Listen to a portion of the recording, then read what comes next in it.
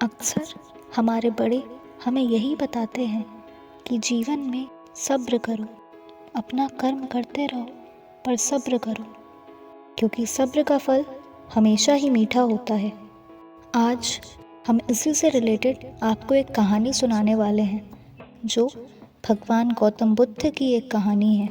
यह कहानी बहुत ही पुरानी है।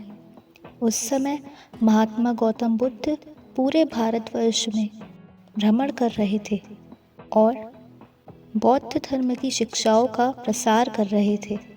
प्रचार करते करते वह कुछ अपने शिष्यों के साथ एक गांव में घूम रहे थे। काफ़ी देर तक भ्रमण करते रहने से गौतम बुद्ध को प्यास लगने लगी थी।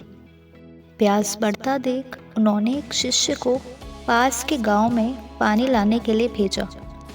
शिष्य जब गांव में पहुंचा तो उसने देखा कि वहाँ एक छोटी सी नदी बह रही है, जिसमें काफ़ी लोग अपने वस्त्र साफ कर रहे थे और कई अपने गायों को भी नहला रहे थे। बहुत से लोग खुद भी वहाँ नहा रहे थे। इस कारण नदी का पानी काफ़ी गंदा हो गया था।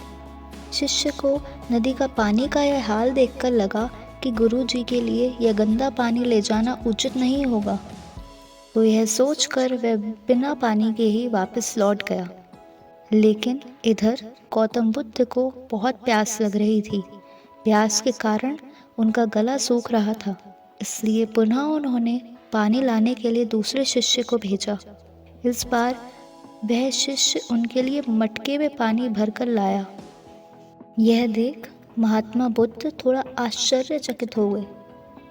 उन्होंने शिष्य से पूछा, गांव में बहने वाली नदी का पानी तो गंदा था, फिर तुम ये पानी कहाँ से लाए?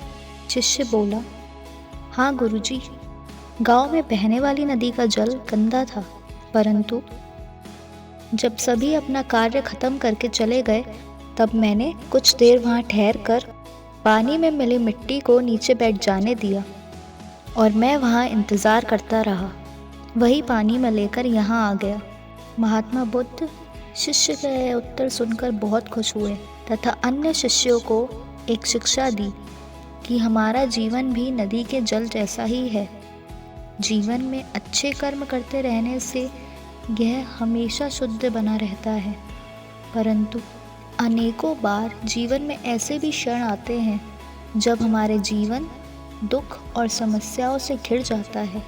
तब हमें नहीं समझ में आता कि हमें क्या करना चाहिए, क्या सही है और क्या गलत। ऐसी अवस्था में जीवन समान ये पानी भी गंदा लगने लगता है, गलत लगने लगता है। पर यदि हम अपना कर्म करते रहते हैं और सब्र करते हैं कि यह दुखों का पहाड़ भी एक दिन छट ही जाएगा, तब हमारा जीवन भी खुशियों से भर जाता है।